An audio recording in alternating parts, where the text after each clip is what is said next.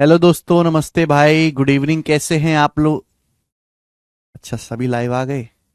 क्या मैं आप लोगों को लाइव दिखाई दे रहा हूं?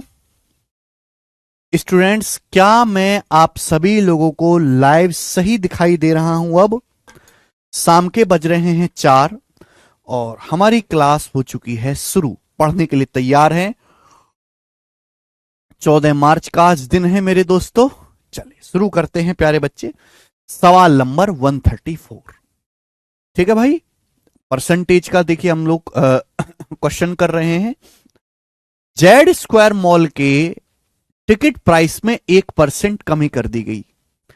सीटों की संख्या बढ़ जाने के कारण कुल जो रेवेन्यू है वो 83:1/3% बढ़ गया। यदि प्रेजेंट में सीटों की संख्या 350 है तो आपसे पूछा, बताओ कितनी सीटें बढ़ाई गई। बहुत बढ़िया सवाल है। देखिए, एक सिनेमा हॉल है। सिनेमा हॉल में लगती है फिल्म, तो घटिया फिल्म लगी थी तो टिकट का प्राइस जो है वो 1% कम कर दिया गया। टिकट प्राइस 1% कम कर दिया गया।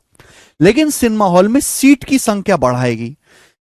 सीट की संख्या बढ़ जाने की वजह से सिनेमा हॉल से जो कमाई होती है, जो कुल रेवेन्यू कलेक्शन होता है, जो कुल कमाई होती है, वो 83:1/3% बढ़ गई। यदि प्रेजेंट में सीटों की संख्या 350 है तो बताओ कितनी सीटें बढ़ाई गई। आप कहोगे सर आपने इसका कोई फॉर्मूला तो बताया नहीं हमें, है? फॉर्मूला तो कोई सिखाया नहीं। तो बेटे, फॉर्मूला सिखाया नहीं जाता। आप हो समझदार आदमी, ठीक है ना?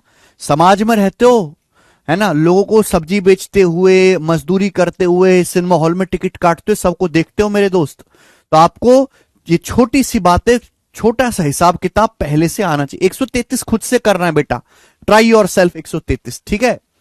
अच्छा, सिनेमा हॉल से जो पैसा कमाया जाता है, जो रेवेन्यू होता है मेरे प्यारे में, रेवेन्यू, रेवेन्यू मतलब कमाई। कमाई, राजस्व, वो कैसे कमाया जाता है? तो रेवेन्यू जो होगा मेरे दोस्तों, वो टिकट प्राइस, टिकट का price into number of seat. क्या होगा मेरे प्यारे में? Ticket price into number of seats, into number of seats. क्या ये बात आप लोगों को समझ में आ गई? रेवेन्यू बराबर ticket price into number of seats. आप कहोगे सर ये सब तो हम जानते ही नहीं है, कैसे करेंगे? ये ना आपने पढ़ा है बेटा, पढ़ाने वाली चीज ही नहीं है ये तो इंसानों को पता होनी चाहिए, अनपढ़ों को भी पता है। जैसे सिनेमा हॉल में फिल्म लगी, गदर फिल्म लगी। फिल्म का टिकट है 50 रुपए का। कितने का टिकट है? 50 रुपए का टिकट है। और सपोज सिनेमा हॉल में 300 सीट है, 300 सीट्स है, 300 लोग देखने आए।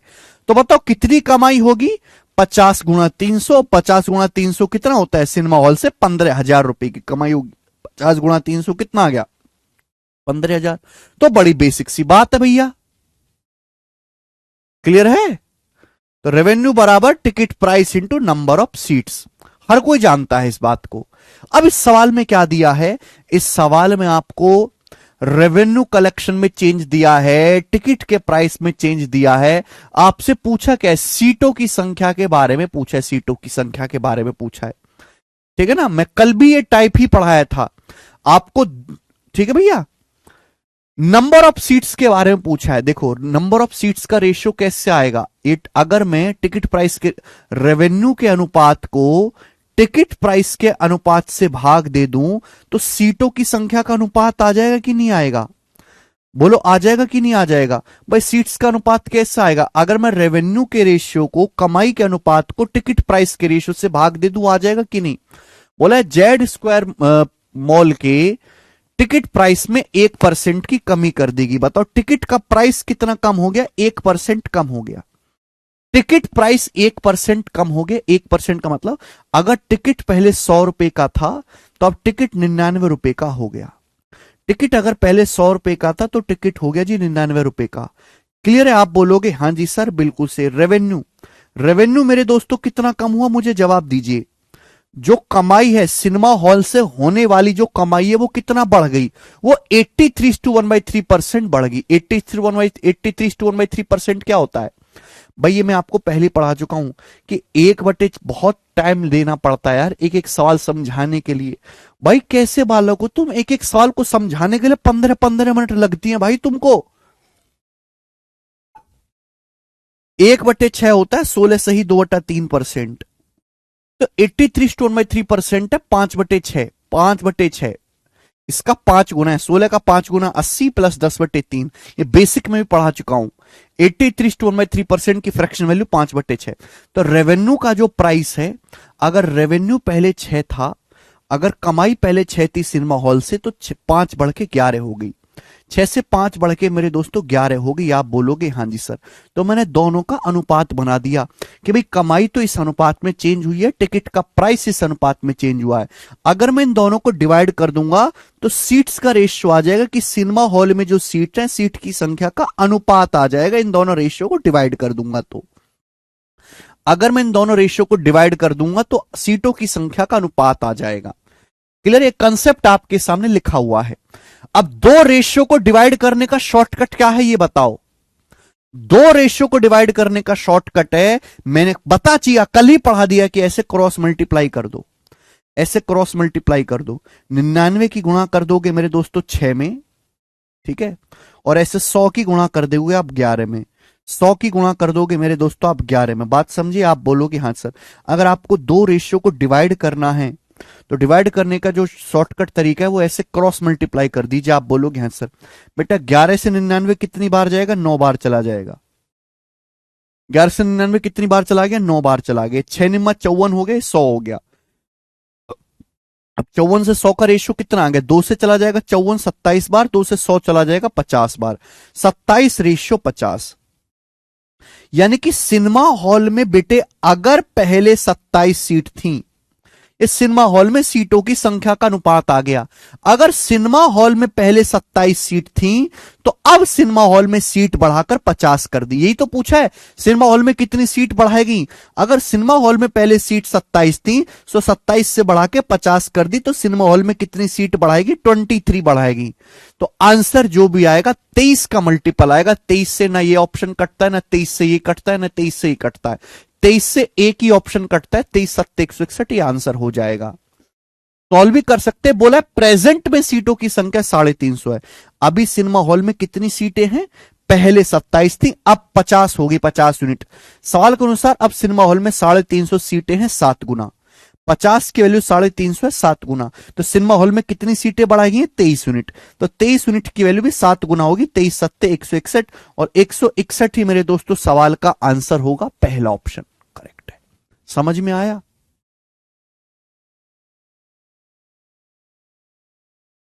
तो देखो बेटा, इन सवालों को करने से पहले आपको कॉमन सेंस लगाना होगा। Common sense. आगे चलते हैं, अगला क्वेश्चन, सवाल नंबर आपके सामने 135। ठीक है जी, दो क्वेश्चन मैंने डाले हैं इस लैंग्वेज पे। 135वां सवाल, बताओ बेटे क्या आंसर है इस सवाल का, जल्दी से बताएं, करो। बोला है जब किसी वस्तु की कीमत 35% कम हो गई तो उसकी बिक्री X% बढ़ गई। यदि राजस्व प्राप्ति में, रेवेन्यू कलेक्शन में, if there is an increase of 17% in the receipt of revenue, यदि वस्तु के जो रेवेन्यू कलेक्शन है उसमें 17% की वृद्धि हुई है, तो पूछा है एक्स का मान क्या है। यदि रेवेन्यू कलेक्शन 17% बढ़ा है तो सवाल के अनुसार पूछा गया है एक्स का मान क्या होगा। 4 ऑप्शंस आपके सामने, बहुत बढ़िया सवाल है। पहले सवाल को ढंग से पढ़ो और समझो। बोला है जब किसी वस्तु की कीमत में 35% की कमी की गई, एक वस्तु का प्राइस 35% कम किया गया, वस्तु को 35% सस्ता किया गया, लेकिन उसकी बिक्री बढ़ गई। जाहिर सी बात है, कोई सामान सस्ता हो जाए तो उसकी बिक्री बढ़ जाएगी। उसकी बिक्री X% बढ़ गई। अगर उस वस्तु से जो होने वाला कमाई है, जो रेवेन्यू कलेक्ट होता है इस वस्तु को बेचने से, तो रेवेन्यू कलेक्शन में 17% की वृद्धि हुई। बताओ एक्स का मान क्या है। अब आप कहोगे सर इस सवाल का फॉर्मूला तो आपने पढ़ा है नहीं। अरे फॉर्मूला क्या, तेल लेने, कॉमन सेंस नहीं है, हैं? अगर आपकी सरकारी नौकरी नहीं लगी तो क्या करोगे? ठेले पे सब्जी तो बेचोगे। तो हर ठेले पे सब्जी बेचने वाला आदमी, चाहे वो पढ़ा लिखा हो चाहे अनपढ़ हो, पढ़े लिखे आदमी शायद ना जानते हो, पर एक अनपढ़ आदमी जो है कम से कम वो जरूर जानता है कि कोई सामान बिकता है तो किस हिसाब से बिकता है। भाई किसी भी सामान को बेचने से जो कमाई होती है, जो कलेक्शन होता है रेवेन्यू, वो कैसे निकाला जाता है? तो आप ये देखोगे कि जो वस्तु आप बेच रहे हो उसका प्राइस कितना है और मल्टीप्लाई मेरे दोस्तों उस वस्तु की सेल यानी कि बिक्री कितनी है, प्राइस गुणा सेल, प्राइस गुणा सेल। सिंपल सी बात है। आप बोलोगे सर कैसे?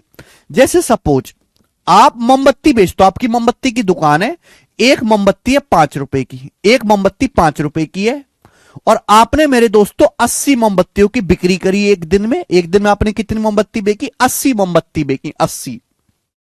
तो कितनी कमाई होगी? 5 × 80, 400 रुपए की कमाई होगी। देखो ये कॉमन सेंस है, कोई फॉर्मूले से रटने वाली चीज नहीं है मेरे दोस्तों। क्लियर है? अगर इस सवाल में देखा जाए तो इस सवाल में आपको रेवेन्यू में चेंज दिया है, वस्तु के प्राइस में चेंज दिया है, पूछा क्या? वस्तु की बिक्री में चेंज पूछा है मेरे प्यारे भाई। ठीक है ना? दो चीजों का अनुपात दिया है, तीसरी चीज का अनुपात आपको निकालना है। कैसे निकलेगा बेटा? है ना, बिक्री में X% की वृद्धि हुई, X का मान आपसे पूछा है, यानी कि मुझे वस्तु की सेल का रेशियो निकालना है। कैसे निकलेगा? अगर मैं रेवेन्यू के रेशियो को, कमाई के अनुपात को प्राइस के अनुपात से भाग दे दूं तभी आएगा। सेल का अनुपात कैसे निकलेगा? जब मैं रेवेन्यू के रेशियो को प्राइस के रेशियो से भाग दूंगा। अगर यहां पे गौर से देखो, एक वस्तु की जो कमाई है वो 17% बढ़ गई। एक वस्तु की जो कमाई है 17% बढ़ गई। इसका मतलब अगर पहले कमाई 100 रुपए थी तो अब 17 बढ़ के 117 हो गई। आप बोलोगे हां जी सर बिल्कुल सही। जबकि वस्तु का प्राइस कितना कम हो गया? वस्तु का प्राइस 35% कम हो गया। 35% मतलब प्राइस 35% कम हो गया। 35% मतलब 7/20। 7/20 का मतलब अगर वस्तु का प्राइस पहले 20 था तो 20 से 7 कम होकर 13 हो गया। वस्तु की कीमत 20 से 13 हो गई। तो आप मुझे बताओ उस वस्तु की बिक्री में कितना चेंज आया है? वस्तु की बिक्री में किस अनुपात में परिवर्तन हुआ है? बताओ। वस्तु की बिक्री, जाहिर सी बात है, अगर आप किसी वस्तु का प्राइस चेंज करोगे, उस वस्तु की कमाई भी चेंज हो रही है तो वस्तु की बिक्री भी चेंज हुई होगी। तो वस्तु की सेल किस अनुपात में चेंज हुई है? कैसे आएगा? रेवेन्यू के रेशियो को प्राइस के रेशियो से भाग देंगे। जब आप भाग देंगे 100 को, यहां देखो भाग देना बड़ा आसान है, इजीली हो रहा है। 100 को जब 20 से भाग दोगे 5 बार चला जाएगा। 117 को भाग दोगे 13 से 9 बार चला जाएगा। 13 निम्मा 117। यानी कि अगर पहले 5 वस्तु बिकती थी अब तो 9 वस्तुएं बिकती हैं, तो सेल कितनी बढ़ गई? 4। 4/5। अब 1/5 20% होता है, 4/5 80% होता है। तो वस्तु की बिक्री 80% बढ़ गई। तो एक्स का मान कितना आ गया? 80 आ गया। एक्स का मान 80 आ गया। ये मेंस का सवाल था बेटा, मेंस का सवाल। हर बच्चा कर पा रहा है, ठीक है ना? चलो देखो एक क्वेश्चन और है बिच्चू, बिल्कुल ऐसा ही, सेम टू सेम ऐसा ही सवाल है भाई। मैं यहीं पे लगा दे रहा हूं इसी कंसेप्ट पे। मुझे जरा करके बताओ सवाल को। सवाल है आपके सामने यहां पर 136। ये बताएं जल्दी से क्या आंसर होगा बेटे इस सवाल का? करो जल्दी से बताएं।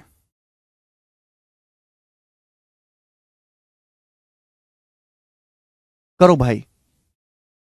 बोला एक वस्तु की कीमत 20% कम करने पर इसकी बिक्री X% बढ़ जाती है।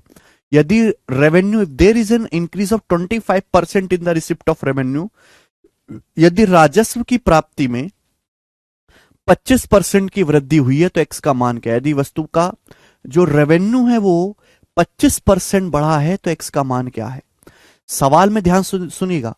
वस्तु की कीमत को 20% कम किया गया है, वस्तु की बिक्री X% बढ़ जाती है, रेवेन्यू कितना बढ़ा है? भाई सामान, किसी सामान को बेचने से जो कमाई होती है उस कमाई को हम बोलते हैं रेवेन्यू, राजस्व। ठीक है ना, रुपया पैसा। तो ये जाहिर सी बात है, अभी कंसेप्ट बताया कि सेल का अनुपात निकालना है तो रेवेन्यू के रेशियो को प्राइस के रेशियो से भाग देना पड़ेगा। भाई वस्तु की जो कमाई है, वस्तु को बेचने से जो कमाई है वो 25% बढ़ गई। 25% मतलब 1/4, यानी कि अगर पहले कमाई 4 रुपए थी तो 4 से 5 होगी। वस्तु सस्ती होगी, वस्तु का प्राइस हमने 20% कम करा है 1/5। वस्तु का प्राइस 20% कम किया 1/5, 5 से 4। तो उस वस्तु की सेल किस रेशियो में चेंज हुई है? तो रेवेन्यू के रेशियो को प्राइस के रेशियो से भाग देना होगा। भाग देने का यहां तो आसान नहीं है, भाग देने का शॉर्टकट तरीका है, ऐसे क्रॉस मल्टीप्लाई कर दो। 4 चौक 16 रेशियो 5 बच्चे 25, 16 रेशियो 25। यानी कि अगर पहले बिक्री सामान की 16 थी तो अब बिक्री 25 होगी। कितनी बढ़ेगी? 9/16। 9/16 बढ़ गई मेरे दोस्तों वस्तु की बिक्री। 1/16 6.25% होता है, तो 9/16 क्या होगा जी? इसका 9 गुना, तो 56.25%, तो 56.25%। 9 छिक्का 54, 25 निमा 225, 2.25, तो 56.25%। कर लोगे बेटा इस टाइप के सवाल को? मुझे लगता है इस टाइप के सवालों को अब आप कर लोगे। ठीक है जी, आगे चलता हूं। नेक्स्ट और लास्ट क्वेश्चन ऐसा, फिर अगला टाइप आएगा। एक और सवाल है इस टाइप का, फिर मैं आपको अगला टाइप पढ़ाऊंगा मेरे प्यारे भाई। करें, करो जल्दी।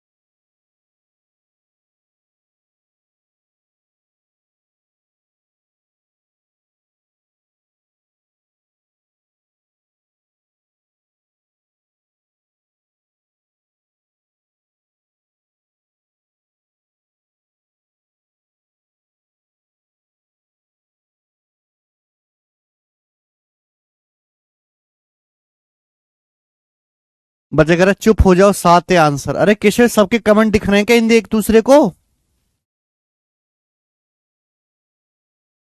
10। In a village the production of food grains increase by 40%। एक गांव में जो अनाज बोया जाता है, जो गेहूं बोया जाता है एक अनाज में, एक गांव में, उसका उत्पादन 40% बढ़ गया। ठीक है। And the per capita production, प्रति व्यक्ति उत्पादन, हर व्यक्ति जो अनाज बोता है उसका उत्पादन 27% बढ़ गया। तो आपसे पूछा इस अवधि के दौरान गांव की जनसंख्या किस प्रतिशत बढ़ी है? इस अवधि के दौरान गांव की जनसंख्या कितने प्रतिशत बढ़ी है? सुनो मेरे प्यारे भाई, पहले आप मेरी बात को गौर से सुनेगा, आंसर बताना है अप्रोक्स में। देखो, आपको पहले अपना खुद का दिमाग लगाना पड़ेगा। ये सवाल सॉल्व करना पहले दूर की बात, पहले आप इसका मीनिंग समझो कि इसका मतलब क्या है। ठीक है ना? देखो मेरे दोस्तों, जैसे गांव है, गांव का हर आदमी खेती बाड़ी करता है, किसान है हर आदमी। तो एक गांव में जो अनाज बोया जाता है, जो खाद्यान्न है, उसका उत्पादन 40% बढ़ गया। किसके बारे में बोला गया? टोटल। कि भाई एक गांव में जो टोटल अनाज का उत्पादन है, जो टोटल प्रोडक्शन है, वो कितना बढ़ गया? 40% बढ़ गया। 40% का मतलब पहले अगर गांव में टोटल 100 किलो अनाज पैदा होता था, 100 किलो अनाज उगाया जाता था, अब गांव में 140 किलो अनाज उगाया जाता है। समझ में? जबकि प्रति व्यक्ति खाद्यान्न, पर कैपिटा जो प्रोडक्शन है, प्रति व्यक्ति,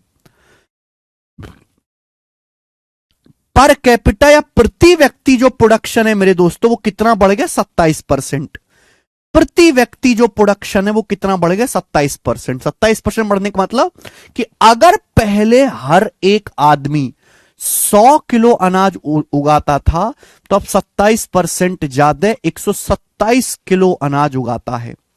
सवाल को ढंग से पढ़ें फिर से कि भैया एक निश्चित समय के दौरान एक गांव में जो अनाज उगाया जाता है, जो खाद्यान्न पैदा किया जाता है, उसका उत्पादन 40% बढ़ गया, टोटल प्रोडक्शन। यानी कि पहले अगर गांव में टोटल 100 किलो अनाज, टोटल मतलब सारे लोग, गांव में बहुत सारे लोग हैं, सारे के सारे लोग गांव में मिलके पहले अगर 100 किलो अनाज उगाते थे, तो अब 140 किलो अनाज उगाते हैं। जबकि प्रति व्यक्ति जो प्रोडक्शन है, देखो हर आदमी अनाज उगाता है ना गांव में, तो हर आदमी ने अपना खुद का प्रोडक्शन 27% बढ़ा दिया। यानी कि हर एक आदमी, अगर पहले 100 किलो अनाज उगाता था एक आदमी, तो अब हर एक आदमी 127 किलो अनाज उगाता है। तो आप मुझे बताओ कि उस गांव की पॉपुलेशन का अनुपात क्या रहा होगा? पॉपुलेशन या जनसंख्या उस गांव की किस अनुपात में चेंज हुई होगी? तो आपको दिखाई नहीं देता कि अगर मैं टोटल प्रोडक्शन के रेशियो को पर कैपिटा प्रोडक्शन के रेशियो से भाग दे दूंगा, पॉपुलेशन का रेशियो आ जाएगा। सुनो, जैसे एग्जांपल यहां देखो, जैसे गांव में एक गांव में टोटल 4000 किलो अनाज उगाया जाता है। एग्जांपल ले रहा हूं कि जैसे एक गांव में टोटल 4000 किलो गांव उगाया जाता है, 4000 किलो अनाज उगाया जाता है एक गांव में। एक गांव कुल मिला के टोटल 4000 किलो गेहूं उगाता है। जबकि गांव का हर एक आदमी, प्रति व्यक्ति, गांव का हर एक आदमी, एग्जाम्पल ले रहा हूं मैं, सवाल भूल जाओ, मेरे एग्जाम्पल को गौर से सुना करो। गांव का हर एक आदमी 80 किलो अनाज उगाता है। कितना अनाज उगाता है? हर एक आदमी 80 किलो अनाज उगाता है। तो आप मुझे बताओ गांव में कितने आदमी होंगे? जवाब दो, गांव में कितने आदमी होंगे? तो बेटा 4000 को 80 से भाग देंगे, गांव में 50 आदमी होंगे। और गांव, टोटल जो गांव के लोग हैं 4000 किलो अनाज उगाते हैं, जबकि गांव का हर एक आदमी 80 किलो अनाज उगाता है। तो गांव में आदमी कितने होंगे? 4000 बटे 80, गांव में 50 आदमी होंगे। तो यहां पर भी यही करना है। बोलो बोलो भाई, टोटल प्रोडक्शन का रेशियो दिया है, पर कैपिटा प्रोडक्शन का रेशियो दिया है। अगर मैं भाग लगा दूंगा तो किसका रेशियो आ जाएगा? गांव की पॉपुलेशन या फिर गांव की जनसंख्या का अनुपात आ जाएगा। ये बात आपको समझ में आ गई? बोलो। तो देखो टोटल यहां पे 100 को 100 से भाग करेंगे, एक आएगा। 100 को 100 से भाग करेंगे, एक आएगा। 140 को 127 से भाग देंगे तो 140/127 ही आ जाएगा। पर रेशियो को हमेशा सिंप्लीफाई करके लिखते हैं। ये बटे 127 आ रहा है, इस पूरे रेशियो को 127 से गुणा कर दो। 127 से गुणा कर देंगे, यहां 127 आ जाएगा, यहां बटे 127 कट जाएगा। यानी कि गांव की जो जनसंख्या है, अगर गांव में पहले 127 लोग थे, तो अब गांव में 140 लोग हो गए। तो गांव में लोग कितने बढ़ गए? 13। 13 आंसर नहीं आया, पूछा कितने परसेंट बढ़े लगभग। भाई 127 लोग थे, 13 बढ़ गए, तो 127 का 13 लगभग कितना परसेंट होता है? 10%। एप्रोक्स निकटतम आंसर बताना है। 127 का लगभग 10% होता है 13। बेटे अगर मैं 127 का 10% निकालूंगा तो 12.7 आएगा। 12.7 जो है वो लगभग 13 ही होता है। यानी कि गांव के में जो है 13 लोग बढ़े, तो सबसे जो नजदीक में आंसर है वो 10% है। लगभग 10% लोग गांव में बढ़े हैं। 127 का 10%।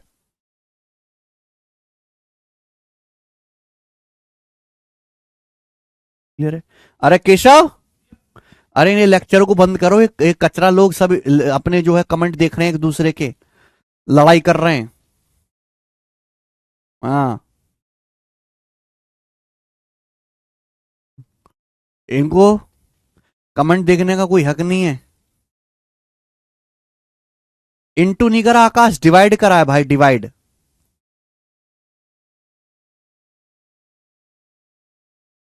हम्म। या कमेंट डिसेबल करवा दो।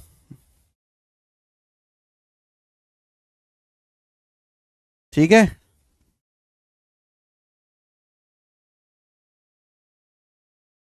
चले आगे चलते हैं दोस्त। आगे चलते हैं, अगला टाइप। ठीक है जी। बंद कराओ कमेंट इनके। अगला टाइप आपके सामने आएगा इनकम टैक्स बेस्ड सवाल। देखो बच्चों, अगला टाइप आपके सामने आएगा इनकम टैक्स, आयकर संबंधित प्रश्न। ठीक है ना, आपने पढ़े भी होंगे, पेपर में आपने देखे होंगे, अगर कोई पेपर आपने दिया है इनकम टैक्स। जब आपकी नौकरी लग जाएगी तो आप भी इनकम टैक्स दिया करोगे। साल में 6,000 रुपए जाएगा ना तुम्हारा टैक्स बेटे। ठीक है, तो अगला टाइप है, मैं आपको इस टाइप पे 4 सवाल करवाऊंगा, इनकम टैक्स आयकर संबंधित प्रश्न। तो पहले मेरे प्यार में सवाल पढ़ते हैं। बोला है, एक आदमी की सालाना इनकम 1.2 लाख रुपए बढ़ गई।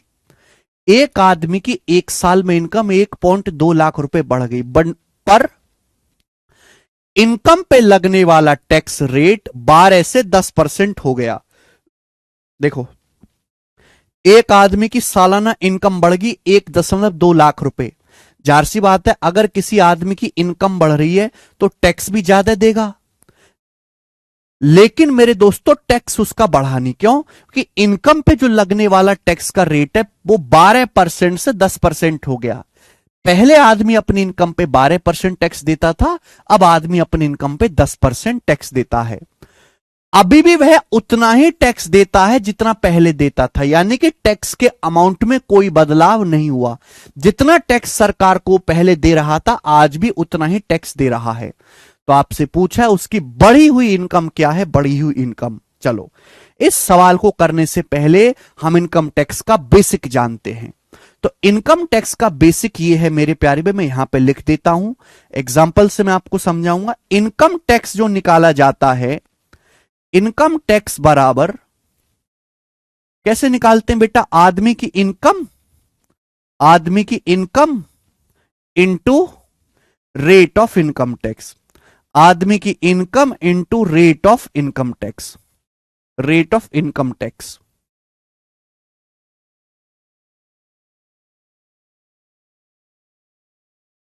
ठीक है, इनकम टैक्स बराबर, हिंदी वाले भाई लिखेंगे आयकर बराबर आय गुणा आयकर की दर। आयकर बराबर आय गुणा आयकर की दर। सबसे पहले बेसिक समझते हैं, फिर सवाल किया जाएगा। इनकम टैक्स बराबर इनकम गुणा rate of income tax. Income tax बराबर इनकम गुणा rate of income tax. Example समझाता हूं, जैसे आप ही के एग्जाम्पल से समझाता हूं मेरे दोस्तों।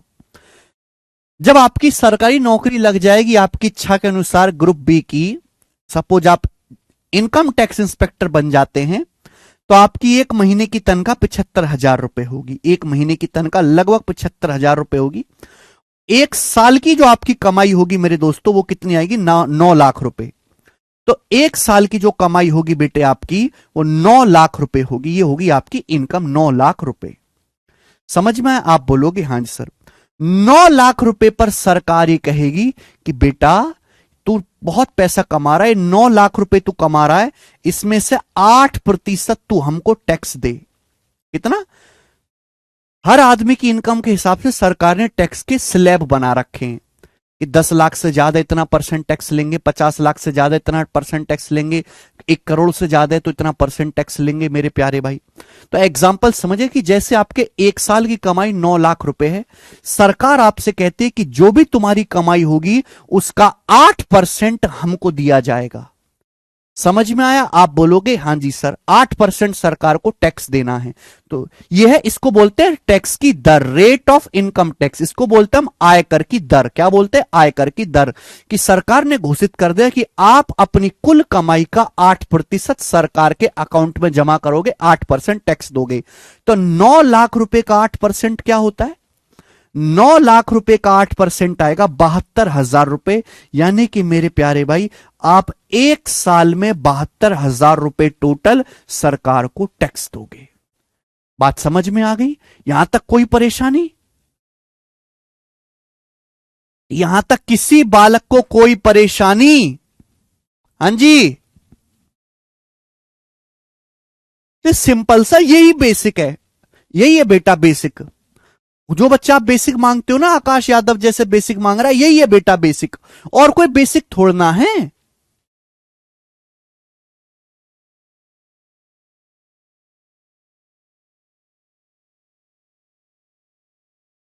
अरे बेटे, बात समझ में आई?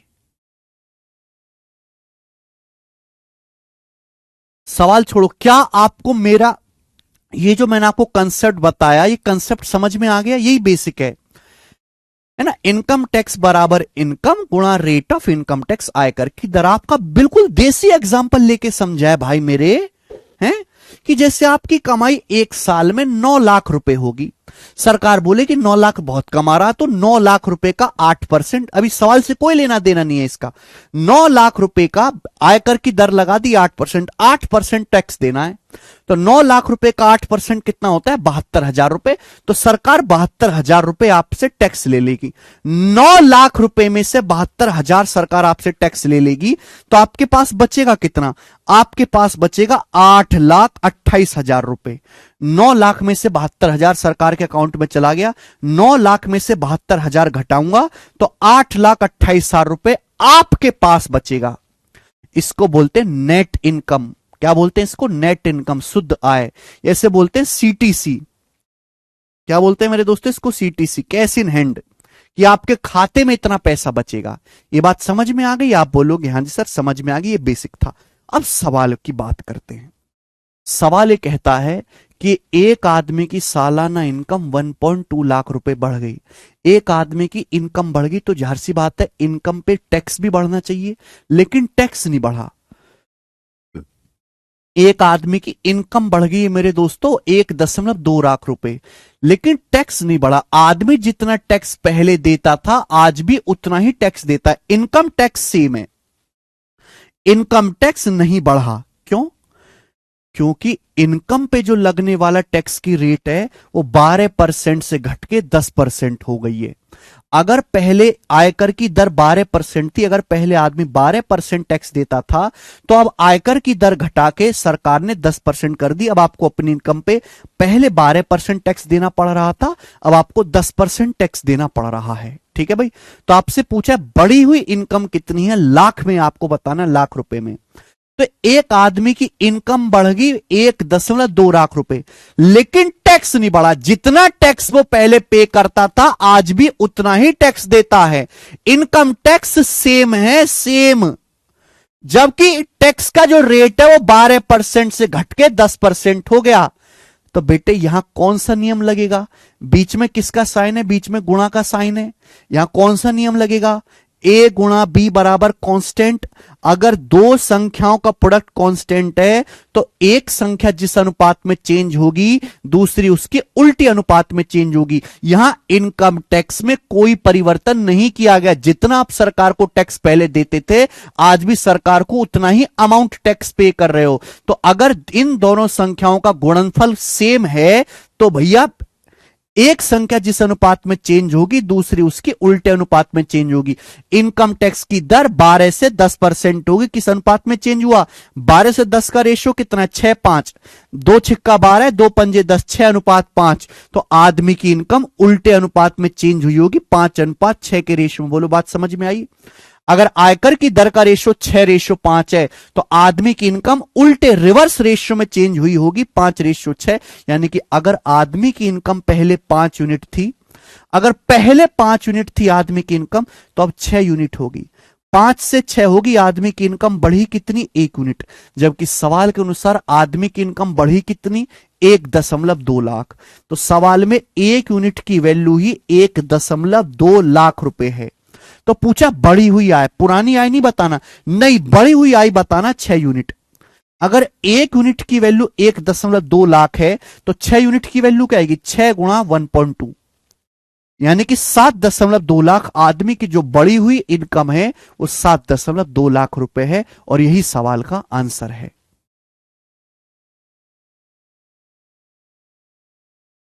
क्या आपको ये बात समझ में आ गई?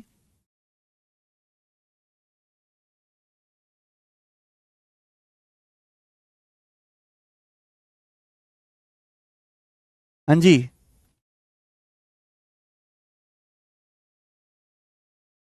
क्या आप लोगों को ये बात समझ में आ गई मेरे भाई? जितने भी बच्चे लेक्चर देख रहे हैं, मैं आपसे पूछना चाहूंगा, क्या आपको ये सवाल समझ में आ गया? बहुत धीरे, बहुत बेसिक से मैंने आपको समझाया। इससे नीचे बेसिक मुझको आता ही नहीं है बेटा, तो मैं नहीं बता सकता। अगर आपको समझ में आया तो कमेंट में यस लिखेंगे।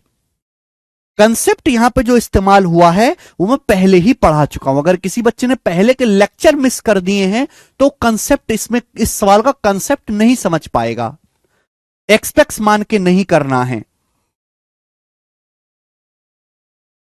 ठीक है। दो संख्याओं को प्रोडक्ट कांस्टेंट है तो एक संख्या जिस अनुपात में चेंज होगी दूसरे उसके उल्टे अनुपात में चेंज होगी, ठीक है ना। बहुत इंपॉर्टेंट टाइप है बच्चों। एक सवाल आपसे और पूछता हूं, बिल्कुल ऐसा ही सेम टू सेम इसी कंसेप्ट पे आपसे एक सवाल और पूछता हूं, मुझे करके बताइएगा जरा।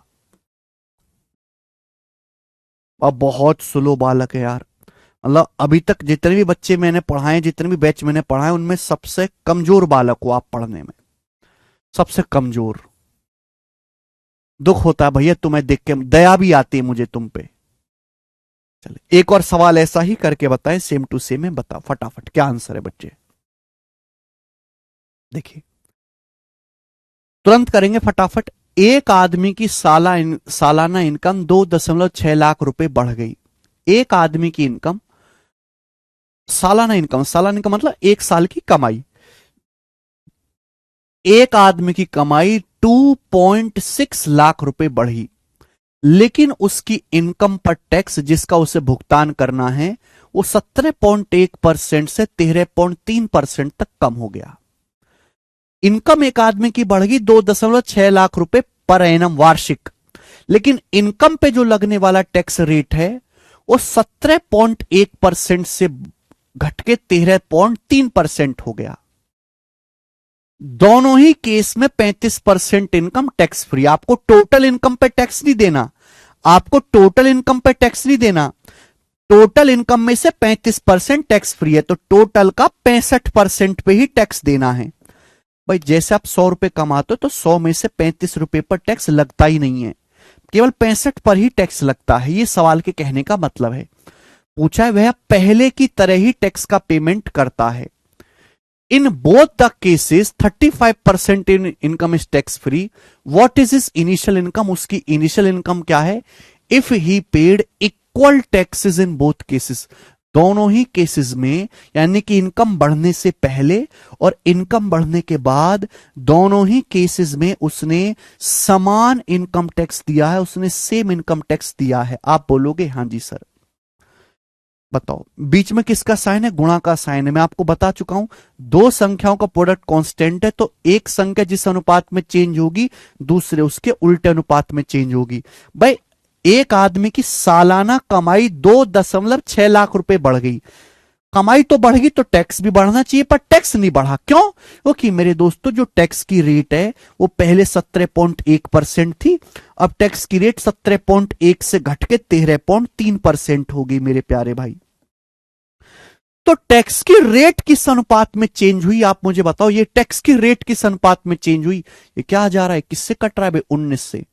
19 निम्मा 171, 19 सत्ते 133, 9:7। ये 19 से कट रहा है मेरे प्यार भी। रेट ऑफ इनकम टैक्स किस अनुपात में चेंज हुआ? 19 निम्मा 171, 19 सत्ते 133, 9:7। तो आदमी की इनकम उल्टे अनुपात में चेंज हुई होगी, 7:9। आदमी की इनकम रिवर्स रेशियो में चेंज हुई होगी 7:9, यानी कि अगर आदमी की इनकम पहले 7 यूनिट थी तो 7 यूनिट से बढ़ के आदमी की इनकम 9 यूनिट हो गई मेरे प्यारे भाई। क्योंकि सवाल में बोला है दोनों ही केसेस में 35% इनकम टैक्स फ्री है, तो इस लाइन का कोई मतलब नहीं है। ये लाइन आपको बेवजह दे रखी है, केवल कंफ्यूज करने के लिए, कोई मतलब नहीं है। ठीक है भाई। एक बात बताओ, ये आदमी की इनकम का रेशियो आ गया। अगर पहले आदमी की इनकम 7 यूनिट थी तो अब 9 यूनिट है। पहले 35% इनकम टैक्स फ्री है, 100 में से 35 घटाओ तो आदमी 65% इनकम पे ही टैक्स देता है, 65% पे ही टैक्स देता है। जब मैं रेशियो लूंगा तो 65 कट ही जाएगा, तो इस बात का कोई सेंस बनता नहीं है। यानी कि आदमी की इनकम अगर पहले 7 यूनिट थी तो इनकम 7 से बढ़ के 9 यूनिट हो गई, तो आदमी की इनकम बढ़ी कितनी? 2 यूनिट। 2 यूनिट। जबकि सवाल के अनुसार आदमी की इनकम बढ़ी कितनी है? 2.6 लाख रुपए आदमी की इनकम बढ़ी है। सवाल के अनुसार कितनी बढ़ी है? 1.3 गुना। 13×2 = 26, 1.3 गुना। पूछा है आदमी की शुरुआती इनकम, शुरुआती इनकम है आदमी की 7 यूनिट, तो 7 यूनिट की वैल्यू भी 1.3 गुना होगी। तो 13×7 = 9.1 लाख। आदमी की जो इनिशियल इनकम थी वो 9.1 लाख रुपए है। ए ऑप्शन, और यही सवाल का आंसर है। बात समाप्त, कुछ भी जरूरत नहीं है।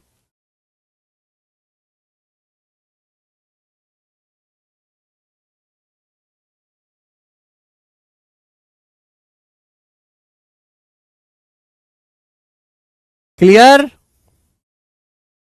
अरे केशव, इन कमेंटों को बंद करवाओ यार, कैसे ही हैं? अरे ये दुष्ट कचरा लोग पढ़ने पे ध्यान नहीं देता है।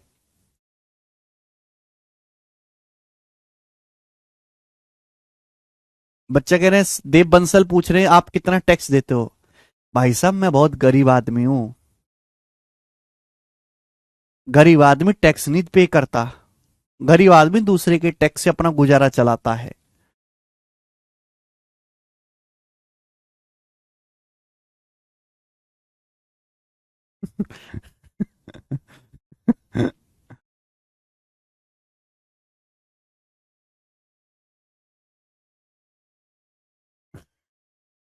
ठीक है, क्या आपको बात समझ में आई? ठीक। अगला सवाल, अगला क्वेश्चन, सवाल नंबर है 141 करेंगे। अब इस सवाल को करेंगे बेटे, इस सवाल का आंसर क्या आएगा देखते हैं कौन करेगा। 141वां सवाल बढ़िया सवाल है, प्यार से करके बताएंगे। ये जो क्वेश्चन आपके सामने स्क्रीन पर है, ये 2017 के मेंस के पेपर में आया है। इनकम टैक्स का ही पूछा हुआ सवाल है मेरे दोस्तों, इनकम टैक्स का ही। और सवाल एक लेवल आगे है, एक लेवल आगे है। दो तरीकों से मैं आपको सवाल कराऊंगा, एक बेसिक वाला तरीका मजदूरों वाला, और दूसरा थोड़ा स्मार्ट वाला मेथड। करो बेटा, करो। एक आदमी की इनकम 4.5 लाख रुपए बढ़ जाती है, लेकिन इनकम का जो टैक्स रेट है, आयकर की जो दर है, वो 26% से घट के 20% हो जाती है। अब उसको 12,000 रुपए अधिक टैक्स देना पड़ता है। अब उसको 12,000 रुपए एक्स्ट्रा टैक्स देना पड़ता है। जितना टैक्स वो पहले जमा कर रहा था उससे 12,000 रुपए एक्स्ट्रा टैक्स उसको देना पड़ता है गवर्नमेंट को। पूछा है बढ़ी हुई इनकम ज्ञात करें। बहुत बेहतरीन सवाल है, जबरदस्त क्वेश्चन है। करने के तरीके भी दो हैं। एक तरीका तो ऐसा जो सबको समझ आएगा, एक तरीका ऐसा जो कुछ ही बच्चों को समझ में आएगा, लेकिन शॉर्ट मेथड होगा। चलिए ध्यान से सुनिएगा मेरे दोस्तों, यह सवाल पिछले सवाल की तरह कतई नहीं है, क्योंकि यहां पे इनकम टैक्स सेम नहीं है। इनकम टैक्स 12,000 रुपए बढ़ गया, यह सवाल पिछले सवाल से एकदम अलग है। जी, सवाल में बोला है एक आदमी की इनकम 4.5 लाख रुपए बढ़ जाती है, लेकिन इनकम पे जो लगने वाला टैक्स है वो 26% से 20% हो गया। अब उसको 12,000 रुपए एक्स्ट्रा टैक्स देना पड़ता है। तो बताओ बढ़ी हुई इनकम ज्ञात करें। तो भैया मैंने मान लिया मेरे दोस्तों कि एक आदमी की जो इनकम है वो पहले स्टार्टिंग में X लाख रुपए है। मैंने मान लिया कि आदमी की जो इनकम है वो शुरुआत में x लाख रुपए है। कितनी है मेरे दोस्तों? x लाख रुपए। बताओ, ध्यान सुनेगा। मैंने मान लिया कि एक आदमी की जो इनकम है वो स्टार्टिंग में x लाख रुपए है। ठीक है भैया, शुरुआत में एक आदमी की इनकम x थी, पहले x मान के बेसिक तरीका। आदमी की इनकम कितनी बढ़ जाती है? 4.5 लाख रुपए बढ़ जाती है। अगर पहले आदमी की इनकम x थी तो अब 4.5 लाख रुपए आदमी की इनकम बढ़ गई। अब आदमी की इनकम कितनी होगी? x प्लस 4.5 लाख रुपए। अब आदमी की इनकम कितनी होगी मेरे प्यारे भाई? अगर पहले मेरे दोस्तों आदमी की इनकम x लाख रुपए थी तो अब आदमी की इनकम कितनी हो गई? x प्लस 4.5 लाख रुपए। 4.5 लाख रुपए बढ़ गई। पहले आदमी कितना टैक्स दे रहा था? 26%। अब 26% से घटके टैक्स कितना हो गया? Tax rate 20%। पहले आदमी अपनी इनकम पे 26% टैक्स देता था। पहले आदमी कितना टैक्स देता था? 26% टैक्स देता था। तो पहले का ये टैक्स है अपनी इनकम का 26%। अब आदमी कितना टैक्स देता है? अब आदमी अपनी इनकम का 20% टैक्स देता है। कि टैक्स की जो रेट है 26% थी पहले, अब 20% होगी। पहले आप आदमी अपनी इनकम का मतलब 26% टैक्स दे रहा है, अब आदमी अपनी कमाई का 20% टैक्स दे रहा है। सवाल में बोला गया है अब उसको 12,000 रुपए अधिक टैक्स देना पड़ता है। आप मुझे बताओ, ये सारा का सारा पैसा लाख में लिखा हुआ। मैंने मान ली कि आदमी की शुरुआत में जो इनकम है x लाख रुपए है। अब आदमी को 12,000 रुपए एक्स्ट्रा टैक्स देना पड़ता है। बेटे अगर मैं आपसे पूछूं कि 12,000 रुपए को लाख में कितना कहेंगे बताओ? 12,000 रुपए लाख में कितना होता है? जल्दी से बताओ। 12,000 रुपए लाख में कितना होता है? फटाफट आप मुझे बताएं। बेटे 1 लाख का मतलब है 100,000 रुपए। 1 लाख का मतलब 100,000 रुपए होता है। अगर 12,000 को 1 लाख से भाग दिया जाए तो 12,000 का मतलब होता है 0.12 लाख। 12,000 का मतलब है 0.12 लाख। बोलो, अरे 12,000 रुपए को अगर मैं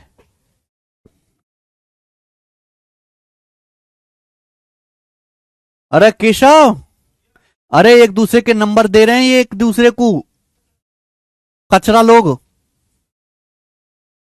12,000 रुपए को अगर मैं लाख में कहूं तो कितना होगा? 0.12 लाख।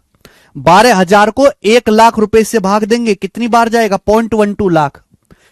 क्लियर है? तो देखिए, आदमी पहले इतना टैक्स पे कर रहा था, अब आदमी इतना टैक्स दे रहा है। बोला अब वो पहले से 12,000 रुपए अधिक टैक्स दे रहा है। इसका मतलब अब जो टैक्स है वो पहले से कितना ज्यादा है, यानी कि इन दोनों का डिफरेंसी 0.12 लाख रुपए के बराबर है। क्या आपको इक्वेशन समझ में आई? बेटे ये भाषा लिखी हुई है हिंदी में, इसी को मैंने गणित की भाषा में लिखा। ये हिंदी है, ये गणित है बेटे। मतलब दोनों का सेंस एक ही है। आदमी अब पहले से 12,000 रुपए अधिक टैक्स पे करता है। इसका मतलब कि अब जो टैक्स है वो पहले से 12,000 रुपए ज्यादा है, यानी कि इन दोनों टैक्स का जो अंतर, इन दोनों का जो डिफरेंस है वो 12,000 रुपए या 0.12 लाख रुपए है। ये बात समझ में आ गई बेटा? तो ये इक्वेशन बन गई। बेसिक तरीका है ये, आपको एक्स मान के करना पड़ेगा, थोड़ा लेंदी है। क्लियर है? आप बोलोगे हां जी सर।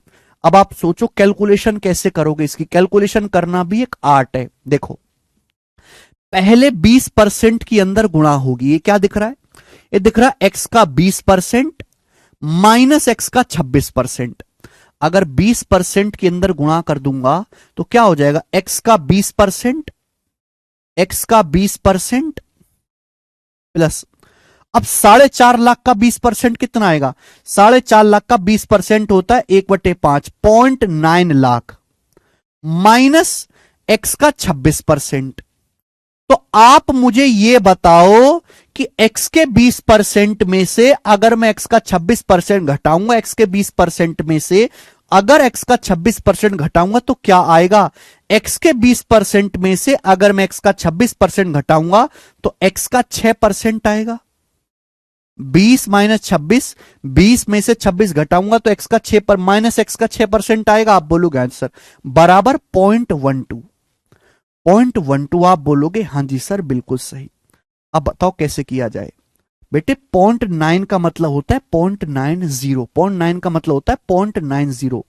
अगर मैं 0.12 इधर लाऊंगा, 0.12 इधर लाता हूं, 0.90 में से 0.12 घटाऊंगा तो 0.78 आएगा। कहां से आए? 0.12 जब लेफ्ट साइड में लाऊंगा तो 0.90 में से 0.12 घटाऊंगा तो 0.78 आएगा, उधर चला जाएगा। तो 0.78 बराबर आ गया एक्स का 6%। 6%, 6% मतलब हो गया 6/100। तो यहां से एक्स की वैल्यू क्या आ गई कैलकुलेशन करके? भाई 100 की जब यहां गुणा होगी तो 100 से पहले तो दशमलव हटेगा और 6 से जाएगा 78, 13 बार। तो एक्स की जो वैल्यू आ गई मेरे दोस्तों 13 लाख रुपए आ गई। एक्स की जो वैल्यू आ गई वो 13 लाख रुपए आ गई। आप बोलोगे हाँ जी सर बिल्कुल सही। तो यहां से सॉल्व करने पर एक्स का मान 13 लाख रुपए आ गया। अब सवाल में लेकिन 13 लाख इसका आंसर नहीं है, ये तो आदमी की शुरुआती इनकम आई है। आपसे पूछा है बढ़ी हुई इनकम। भाई अगर आदमी की इनकम पहले 13 लाख थी तो आदमी की इनकम 4.5 लाख रुपए बढ़ी है। 13 लाख से 4.5 लाख रुपए बढ़ी तो आदमी की बढ़ी हुई इनकम कितनी है? 17.5 लाख रुपए। तो इस सवाल का जो आंसर है 17.5 लाख रुपए है, ये एकदम करेक्ट है। समझ में आया?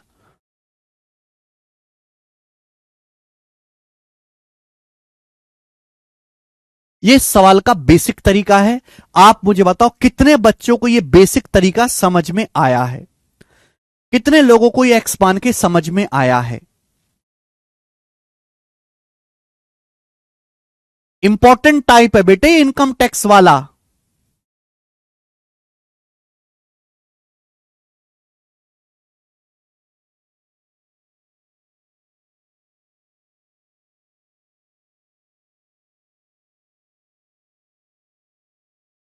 अरे हाँ या ना, कुछ तो बोलो।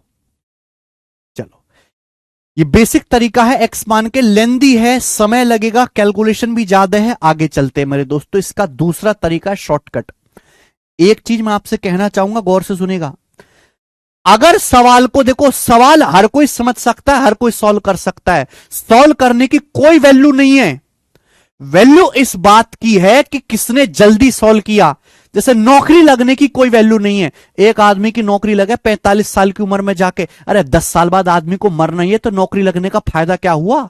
भाई फायदा तो तब है जब आदमी की नौकरी सही उम्र से लगे, 23 साल में, 24-25 साल में लगे, तब फायदा हुआ ना। ऐसे ही अगर आप इस तरीके से सवाल करना सीख भी गए तो उसका कोई फायदा नहीं है कि आप पेपर पूरा कर ही नहीं पाओगे। पेपर में इतना समय नहीं होता कि आप ये सब कुछ कर पाए। तो पेपर में चीजों को शॉर्ट में करना होता है, लेकिन अगर सवालों को जल्दी करना है, शॉर्टकट से करना है, तो दिमाग ज्यादा लगाना होगा। समस्या यह है कि कुछ बच्चों में इतना दिमाग है ही नहीं कि वो लगा पाए।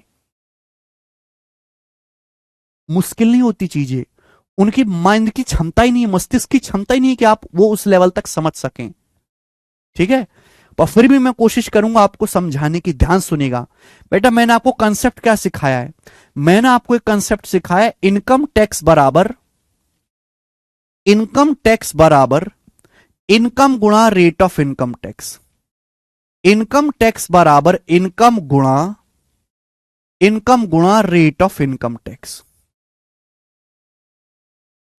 इनकम टैक्स बराबर रेट ऑफ इनकम गुणा रेट ऑफ इनकम टैक्स। आप मुझे बताओ, एक आदमी की सालाना इनकम 4.5 लाख रुपए बढ़ जाती है। एक आदमी की जो एक साल की इनकम है 4.5 लाख रुपए बढ़ जाती है, लेकिन इनकम पे जो लगने वाला टैक्स रेट है वो 26% से घट के 20% हो जाता है। पहले आदमी को अपनी इनकम के 26% टैक्स देना पड़ रहा था, अब आदमी को अपनी इनकम पे 20% टैक्स देना पड़ रहा है। अब उसको 12,000 रुपए अधिक टैक्स देना पड़ता है। पहले आदमी जितना टैक्स पे कर रहा था, अब पहले से 12,000 रुपए एक्स्ट्रा टैक्स देता है वो गवर्नमेंट को। पूछा है बढ़ी हुई इनकम क्या है? आप मुझे बताओ, ये सवाल पिछले सवाल से अलग क्यों है? मैंने आपको पीछे के जो दो सवाल कराए वो बड़ी आसानी से सॉल्व हो गई। ये देखो, ये दोनों सवाल है ना, ये सवाल बड़ी आसानी से सॉल्व हो गए। ये सवाल पिछले सवाल से अलग क्यों है? क्योंकि पिछले सवाल में मेरे दोस्तों इनकम टैक्स दोनों केसेस में सेम था। पिछले सवाल में इनकम टैक्स दोनों केसेस में सेम था, सेम। पिछले सवाल और इस सवाल में केवल यही फर्क है कि यहां आपको 12,000 रुपए एक्स्ट्रा टैक्स देना पड़ रहा है।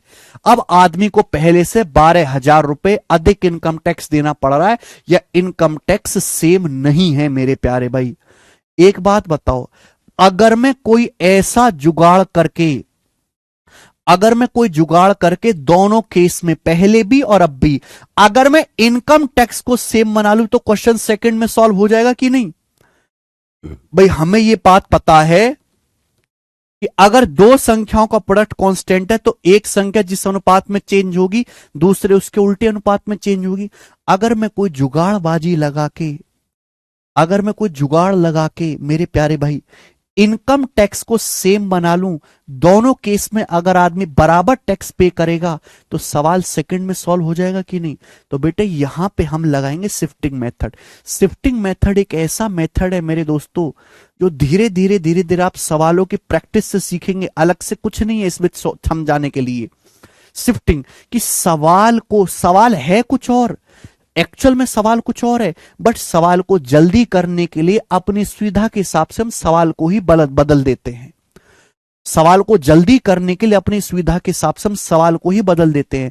मुझे करना क्या है, मुझे यहां पे इनकम टैक्स को सेम बनाना है। ये जो आदमी 12,000 रुपए एक्स्ट्रा टैक्स पे कर रहा है ये मुझे नहीं करवाना, मुझे 12,000 रुपए गायब करना है। मुझे 12,000 रुपए आदमी से एक्स्ट्रा टैक्स दिलवाना ही नहीं है। मैं टैक्स सेम रखना चाहता हूं दोनों केसेस में। आप बोलोगे हाँ जी सर, एक बार बताओ, आदमी पहले कितना टैक्स दे रहा था भाई? 26%। अब आदमी कितना टैक्स दे रहा है बेटा? 20%। ध्यान सुनिएगा, आदमी कितना टैक्स दे रहा है अब? 20%। और आदमी टैक्स कितना एक्स्ट्रा दे रहा है? 12,000 रुपए। आप मुझे बताओ, ये 12,000 रुपए टैक्स आदमी कितनी कमाई पे दे रहा होगा? कितनी इनकम पे 12,000 रुपए टैक्स दे रहा होगा, ये बताओ। लिया है बेटा आकाश, कॉमन लेके करोगे तो भी सेम आएगी। बताओ 12,000 रुपए कितनी कमाई पे टैक्स दे रहा होगा आदमी, बताइए। एक भी बालक पढ़ने को तैयार नहीं है, इसलिए मैं कभी कमेंट नहीं दिखाता एक दूसरे को।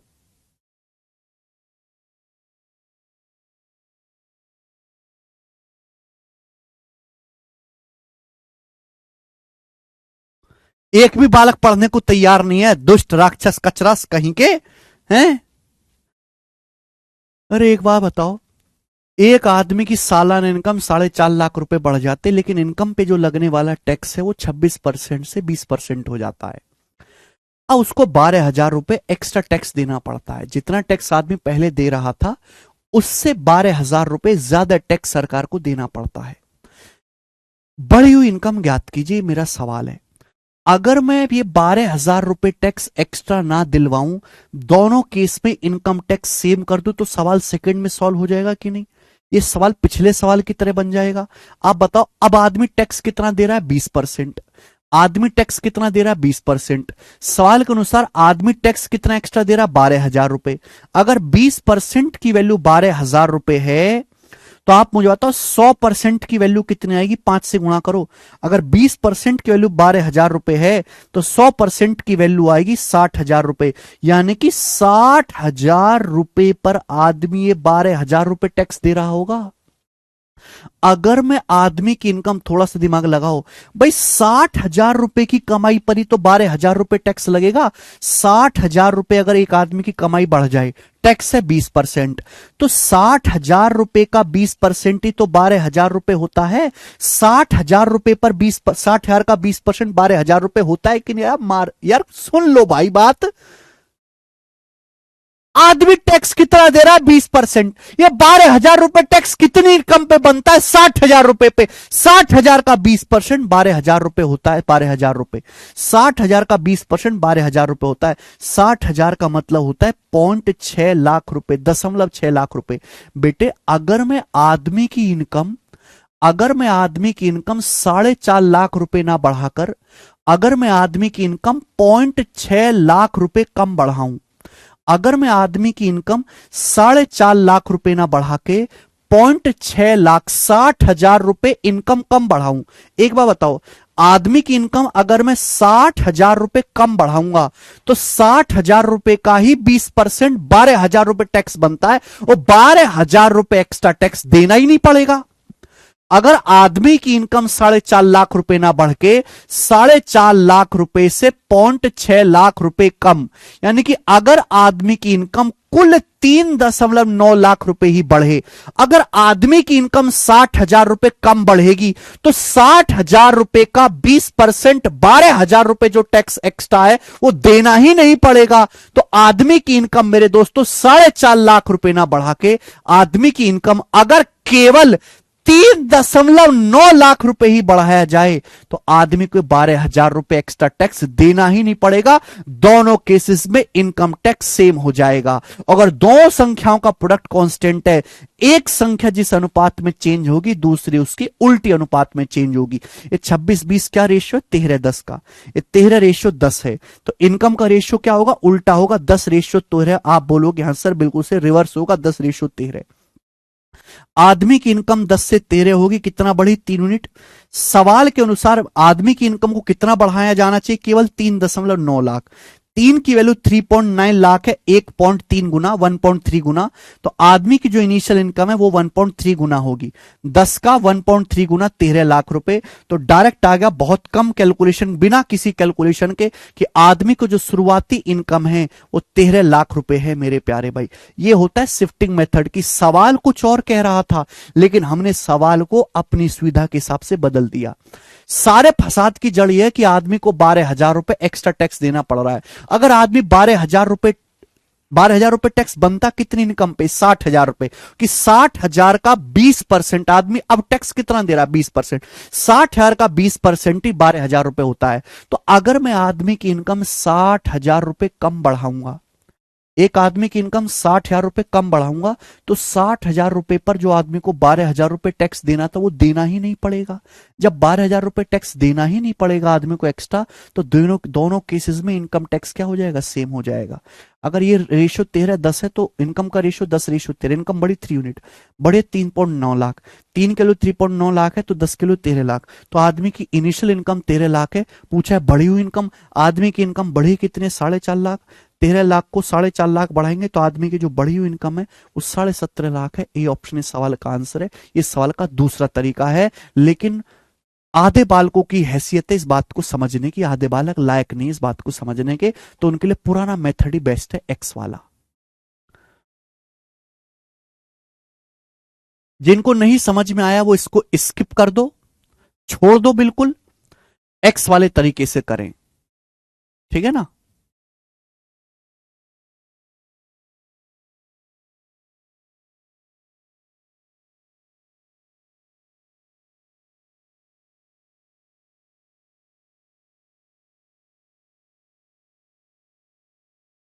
ओके चलो, आज की क्लास को मैं यहीं पे छोड़ता हूं मेरे दोस्तों। तुम्हारा पढ़ने का कोई मूड नहीं है, कल पढ़ेंगे, इसके आगे कल पढ़ेंगे। आज इतना ही छोड़ते हैं, बाय। ठीक है जी।